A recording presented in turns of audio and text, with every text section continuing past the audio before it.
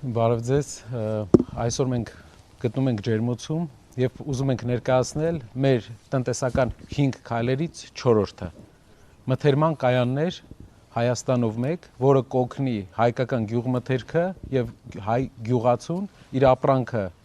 իր աճեցրած ապրանքը հեշտ վաճառել իր տնից հեռու չգնալով, որովհետեւ մեր երկրի հիմնական խնդիրներից մեկը, որ մեր գյուղացիները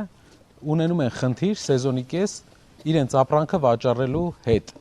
եւ երկիրը չի կարողացել այսքան ժամանակ լուծել խնդիրը գյուղացիների ապրանքի վաճառքի։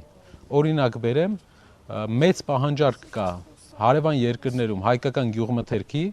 սակայն Հայաստանի գյուղացին ապրանք արտադրելով չի կարողանում արտահանել, քանի որ չկա միջնորդ։ Այդ մթերման կայանը կլինի այդ միջնորդը, որը կգնի, կպահեստավորի մթերքը եւ հետագայում կվերավաճառի կամ կարտահանի դուրս կամ կվաճառի հայկական շուկայում։ Սա ինչպես վերաբերվում է բանջարեղենին, վերաբերվում է նաեւ մրգերին, վերաբերվում է նաեւ մսամթերքին։ Մենք գիտենք, որ հայկական գյուղմթերքը, մսամթերքը Հայաստանը մսամթերք ներմուծող երկիր է, չնայած որ մեր գյուղերը պատրաստ են իրենք արտադրել այդ կարևոր կուլտուրան, բայց խնդիր ունենք մենք, մեր երկրում չկա ինստիտուտ վաճառքի, այսինքն մարդիկ եթե ունեն օրինակ ֆերմա, հնարավորություն չեն ունենում վաճառք իրականացնել Հայաստան կամ Հայաստանից դուրս, որովհետև չկա լավ միջնորդ։ Լավ միջնորդը կլինի մթերման կայանը, որը շատ կարևոր օղակ է Հայաստանի գյուղատնտեսության զարգացման համար։ Կուզենայի հիշեցնել, որ Հայաստանի գյուղատնտեսությունը այս պահին վերջի 8 տարիների ընթացքում անկում է ապրել։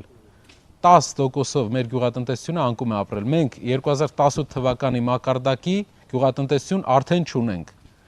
Եվ գյուղատնտեսական այս տարվա բյուջեով պլանավորված ծախսերը գյուղատնտեսության ուղղությամբ նույնպես կրճատվել են։ Խնդրում եմ, եթե կան հարցեր